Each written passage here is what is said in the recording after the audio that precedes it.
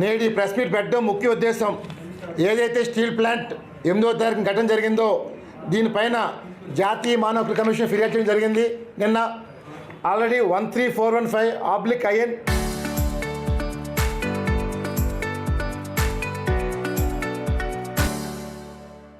2026గా మా ఫిర్యాదు నమోదైంది మనం చేస్తున్నాం.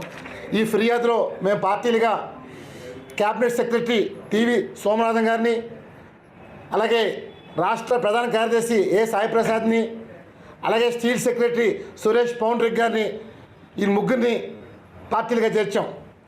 ఇవాళ స్టీల్ ప్లాంట్ ఘటన జరిగితే ఇవాళ రాష్ట్ర ప్రభుత్వం పూర్తిగా వైఫల్యం చెందింది.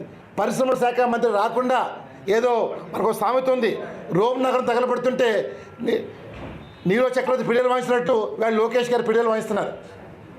ఇవాళ కార్మిక సంఘాలని వాళ్ళని నానా మాటలు మాట్లాడి మీ ఇంట్లో వాళ్ళు చనిపోలేదా, మీరు ఎందుకు వచ్చారని చెప్పి ఇలాంటి భాష మాట్లాడారు. మేము ఒకటే కోరుతున్నాం, ఈవేళ స్టీల్ ప్లాంట్లు ఎవరైతే 8 మంది ఆ రోజు చచ్చిపోయారో ఆ మన్నాడు ఇంకో వ్యక్తి చచ్చిపోయారు, మొత్తం 9 మంది చచ్చిపోయారు. వీళ్ళు మాట్లాడితే 1,50,00,000 వస్తుందని చెప్పి ఒక తప్పుడు ప్రచారం చేస్తున్నారు. ఇందులో ఈ 12 మందిలో 5 మంది స్టీల్ ప్లాంట్ పర్మనెంట్ లేబర్. వాళ్ళు నెంబర్ 1 ఎం కృష్ణబాబుకి మొత్తం PF గ్రాట్యుటీ అంతా కలిపి 2,31,00,000 వస్తుంది. అలాగే GV అప్పారావు ఆయనకి 47,70,000 వస్తుంది. నెక్స్ట్ K ప్రభాకర్కి 1,30,90,000 వస్తుంది. అలాగే G భానుకుమార్ 44,80,000 వస్తుంది. గోల్డ్ కుమార్కి 79,40,000 వస్తుంది. ఈవేళ ప్రభుత్వం మేము మాట్లాడితే ₹1,00,00,000 ఇచ్చామని చెప్పి నిన్న కూడా చూసాం. తిరుపతి చేసేటప్పుడు లోకేష్ మాట్లాడుతూ మీరు ఎక్కడిచ్చారు అడుగుతున్నాను, ₹1 ఇవ్వలేదు. స్టీల్ ప్లాంట్ 5,00,000 మాత్రం ఇచ్చారు. ఇవి వాళ్ళకి వచ్చే బెనిఫిట్లు. ఇవి తప్ప రాష్ట్ర ప్రభుత్వం తప్పుడు మాటలు తప్పుడు ప్రచారం చేస్తుంది. మరి నేను ఒకటే కోరుతున్నా, ఈరోజు కేవలం మభ్య పెట్టడానికి మోసం పెట్టడానికి చేస్తున్నారు తప్ప మీరు ఏం చేశారు అడుగుతున్నాను. ఈరోజు కార్మికులు వాళ్ళు నిస్వార్థంగా స్టీల్ ప్లాంట్ని అభివృద్ధి చేస్తుంటే ఈరోజు మీరు ఓరలేక ఇవాళ స్టీల్ ప్లాంట్ని నాశనం చేస్తున్నారు. నాడేం చెప్పారు ఎలక్షన్ల ముందు, మేము వచ్చిన తర్వాత స్టీల్ ప్లాంట్ మైనింగ్ ఇప్పిస్తాం, అన్ని రకాలు మేము చేస్తామని చెప్పి ఏం చేశారు అడుగుతున్నాం. ఇవాళ స్టీల్ ప్లాంట్ ఘటన జరిగితే నేటి వరకు కూడా పరిశ్రమ శాఖ మంత్రి రాలే. అంటే నేను ఒకటే అడుగుతున్నాను, mister Lokesh, who are you? Are you industry minister? Are you labour minister? You are only IT minister and HRD minister. In what way you are concern with steel plant issue I'm asking you. ఇవాళ ఎవరు అడగట్లేదు కదా, ఏదో ముఖ్యమంత్రి కొడుకు అని చెప్పి నీ ఇష్టం ఆడుతుంటే ఎవరు ఊరుకోరు. ఇక్కడ మీరు ఏమంటున్నారు, మేము స్టీల్ ప్లాంట్ని కాపాడేదా? సిగ్గుండాలి మాట అంటానికి. నాడు స్టీల్ కేంద్ర మంత్రి కుమారస్వామి వచ్చినప్పుడు విశాఖపట్నం సాక్షిగా స్టీల్ ప్లాంట్లో ఈ స్టీల్ ప్లాంట్ ఆగిందంటే జగన్మోహన్ రెడ్డి అని చెప్పి స్వయంగా చెప్పారు, వీడియో ఉంది. మరి ఈ రకంగా మీరు ఏం చేశారు అడుగుతున్నాను. స్టీల్ ప్లాంట్ కోసం ఈ 2 ఏళ్ళు మీరు ఏం చేశారు అడుగుతున్నాను. ఏమీ చేయలేదు కానీ విజయోత్సవాలు చేస్తున్నారు. మీరు విజయోత్సవాలు చేశారంటే ఈ ప్రభుత్వాన్ని ఏమనాలో అర్థం కావట్లే. ఇప్పటికైనా సరే మైండ్ సెట్ మార్చుకోండి. నేను అందరికీ చెప్తున్నాను, ఎందుకంటే నేను ఫైట్ చేస్తుంది ప్రభుత్వం పైన, అంతేగాని ఇంకోటి కాదు. ఈరోజు ప్రభుత్వం తప్పు చేస్తుంది. ఇవాళ మీరు ఏమన్నారు, ఎలక్షన్ ముందు సంపద సృష్టిస్తా అని చెప్పారు. ఎంత సంపద సృష్టించారు మీరు చెప్పారా? నిన్న తిరుపతి సభలో నాడు అప్పెంత నేడు అప్పెంత? సంపద సృష్టించారా, అప్పు పెంచారా? అంటే ఇవేమి అడగట్లేదు, మీరు ఏం చెప్తే అది మేము నమ్ముతాం వింటాం అనుకుంటున్నారు. మీరు ప్రజలు అన్నీ గమనిస్తున్నారు. చంద్రబాబు నాయుడు గారు, పవన్ కళ్యాణ్ గారు అన్నీ గమనిస్తున్నారు. ఏదో మీరు ఏం చెప్తే జనాలు నమ్మేసి అంత ప్రజలు అంత బైండ్గా లేరు. ఈరోజు స్టీల్ ప్లాంట్ విషయంలో మీరు మాట్లాడితే చంద్రబాబు గారు విశాఖపట్నం నాకు గుండెకాయ అంటారు. మరి ఈరోజు మీరు ఎందుకు రాలేదు అడుగుతున్నారు.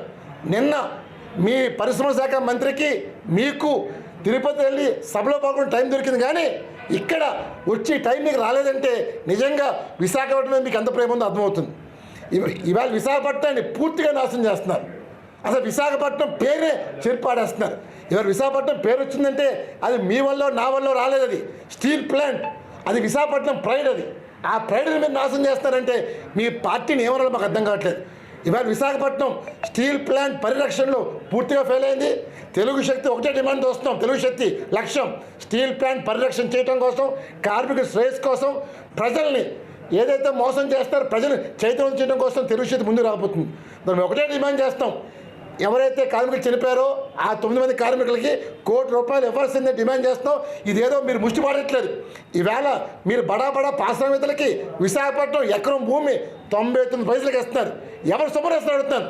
మా సొమ్ము మీరు దానంతం చేస్తున్నారు, ప్రజల సొమ్ము దానంతం చేస్తున్నారు. ఈరోజు కార్మికులు పనిచేస్తే వాళ్ళకి ఇవ్వటానికి డబ్బులు రావట్లేదా? నిన్న సభ పెట్టారు, సభకు ₹1,00,00,000 ఖర్చు పెట్టారు. ఈ డబ్బు ఎక్కడ అడుగుతున్నాను? ప్రజల డబ్బు కాదా?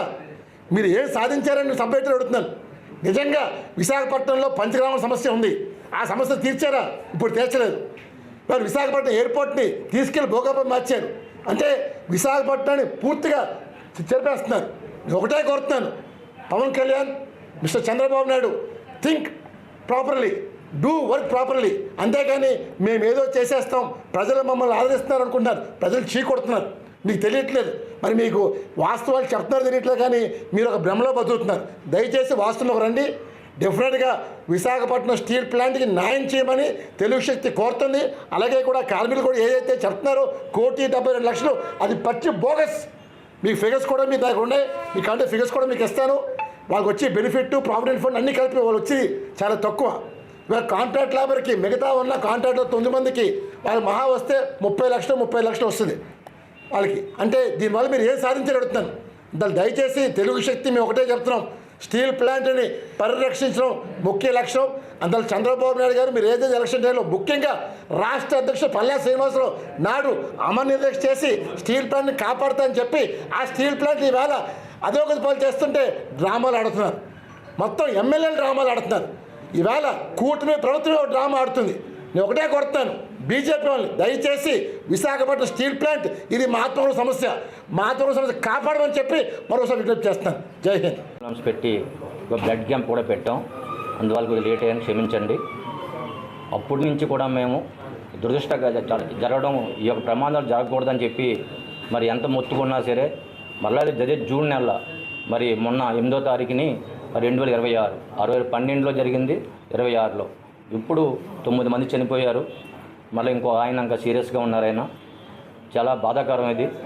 ఎందుకంటే కార్మికులకి ఎప్పుడు ప్రాణాలతో చెలగాటం వాడుతుంది యాజమాన్యం కానీ కేంద్ర ప్రభుత్వం కానీ.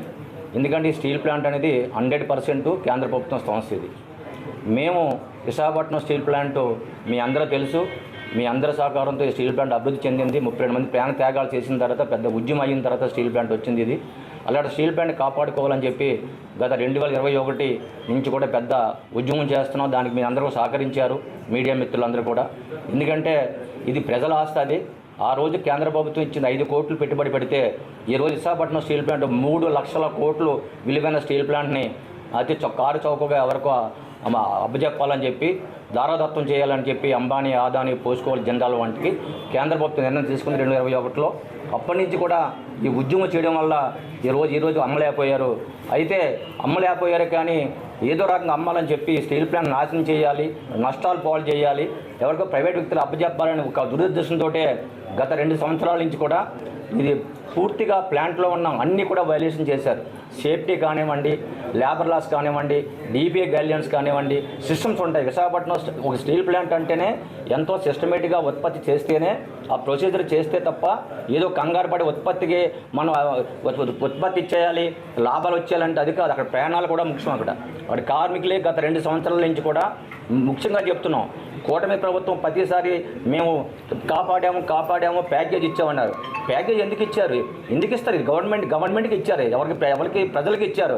60,000 కోట్ల స్టీల్ ప్లాంట్ మీకు ట్యాక్సులు కట్టింది.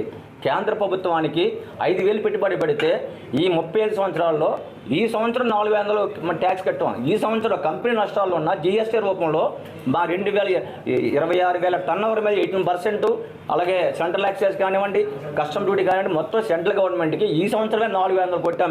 మీరు ఇచ్చి 11,000 కోట్ల ప్యాకేజ్ ఏమి కాదు. స్టీల్ ప్లాంట్కి 3 లక్షల కోట్ల ఆస్తి ఉంది. అది ప్రజల ఆస్తి, గవర్నమెంట్ ఆస్తి. అది మీ కంపెనీకి ప్రజల ఆస్తి, ప్రజలకు ఇచ్చారు తప్ప ప్యాకేజ్ ఇచ్చాం అని చెప్పి కూటమి ప్రభుత్వం చెప్పుకుంటుంది. ఆ ప్యాకేజ్ వచ్చిన తర్వాతే ఇవన్నీ ఎక్కువ అయిపోయాయి. ఎందుకంటే పూర్తిగా 6,000 మంది కాంట్రాక్ట్ కార్మికులు తొలగించారు, అలాగే 5,000 మంది పర్మనెంట్ ఎంప్లాయీ బయటకు పంపించారు. ఏమిటంటే మాకు ఈ ప్యాకేజీలో కండిషన్ పెట్టారు ఆర్థిక మంత్రి, మీ మ్యాన్ పవర్ తగ్గించండి అని చెప్పి చేయడం వల్ల. కానీ ఆ మ్యాన్ పవర్ తగ్గిస్తే ప్లాంట్ రన్ అవుతుందా, సేఫ్టీగా రన్ అవుతుందా, ప్రొసీజర్ ఫాలో అవుతుందా, ఇవన్నీ ఏమి పట్టించుకోలేదు. యాజమాన్యాన్ని మేము యూనియన్స్గా ఎన్ని మొత్తుకున్నా మీరంతా తెలుసుండి కూడా ఈ టెక్నికల్ 1980 టెక్నాలజీతో ఈ స్టీల్ ప్లాంట్ మొదలయ్యింది. 35 ఇయర్స్ నుంచి ఈ స్టీల్ ప్లాంట్ ఇలా రన్ అవుతుందంటే ఈ సుమారు ఇంతమంది మ్యాన్ పవర్ కాంట్రాక్ట్ కార్మికులు మెయింటెనెన్స్ చేయడం వల్లే ఈ రోజు నడుస్తుంది. కాబట్టి ఈ స్టీల్ ప్లాంట్ నాశనం చేయకండి అని చెప్పి మొత్తుకున్నా మాకు కేంద్ర ప్రభుత్వం మీద ఒత్తిడని చెప్పి నిర్వాసితుల్ని భూములు దానం చేసిన భూములు ఇచ్చిన నిర్వాసితులు కూడా బయటకు పంపించారు. వాళ్ళకి మళ్ళీ జాయిన్ అవ్వకుండా కూడా ఆధార్ కార్డు బ్లాక్ చేశారు. ఇంత దారుణం కూడా గత 2 ఏళ్ళ పాటు జరుగుతున్నాయి. ఆ విషయం స్థానిక ఎమ్మెల్యే గారికి పూర్తిగా తెలుసు, పల్లా శ్రీనివాస్ గారికి. ఎందుకంటే వాళ్ళ కార్యకర్తలు, వాళ్ళ పార్టీ వాళ్ళు అందరూ జనసేన కార్యకర్తలు అందరూ కూడా మరి ఒత్తిడి తీసుకొచ్చినా సరే ఆయన చెప్పిన నేను చెప్పింది వింటలేదని చెప్పి ఆయన చెప్పి చేతులు ఎత్తేశారు. కానీ ఇంత చెప్పినా లోకేష్ గారు కానీ మేము సీఎం గారిని అడుగుతున్నాం, చంద్రబాబు నాయుడు మీద మాకు గౌరవం ఉంది, మంచి అడ్మినిస్ట్రేటరు, కష్టపడతాడు, ఈ వయసులో కూడా చాలా మాకైతే నమ్మకం ఉంది. ఆ ఉద్దేశంతో మరలా వాళ్ళు మొత్తం ప్రజలందరూ కూడా స్ట్రైక్ రేట్ 92% స్ట్రైక్ రేట్ ఇచ్చి ఈ ఉత్తరాంధ్రలో అత్యధిక మెజార్టీ గెలిపించారంటే స్టీల్ ప్లాంట్ ఉద్యమం. స్టీల్ ప్లాంట్ ఎన్నికల ముందు గాజువాకు వచ్చి పవన్ కళ్యాణ్ గారు కానివ్వండి, సీఎం గారు కానివ్వండి హామీ ఇచ్చారు. ఆ యొక్క వీడియోలు మీ దగ్గర ఉన్నాయి. ఆ రోజు ఏం మాట్లాడారు, ఇప్పుడు ఏం మాట్లాడుతున్నారు ఆయన అంటున్నారు. ఆయన సీఎం గారే స్టీల్ ప్లాంట్ ఎంప్లాయీ ఇంట్లో పడుకుని జీతాలు వస్తాయని అడిగాడు. అంటే కార్మికుల్ని ఇంతగా మీరు వాళ్ళని మరి బాధపడే విధంగా మీరు మాట్లాడడం అనేది చాలా అది మంచిది కాదు. మీ పెద్ద తరాలో ఈరోజు మీరు ఈ దేశాన్ని 1947కి వికసిత భారత్ తెస్తామని ఎలా తెస్తారు మీరు? కనీసం రాష్ట్రంలో ఉన్న మినిమం వేజ్ 18 వేలు పెంచలేదు. ఈరోజు మీడియా మిత్రులు కూడా 74 షెడ్యూల్స్ ఉన్నాయి. ఈరోజు 10,000 జీతాలు కూడా పనిచేస్తున్నారు. హోటల్ లంచ్ కానీ, హాస్పిటల్లో కానివ్వండి, ఎంఎస్ఎంఈలో కానీ చేయండి.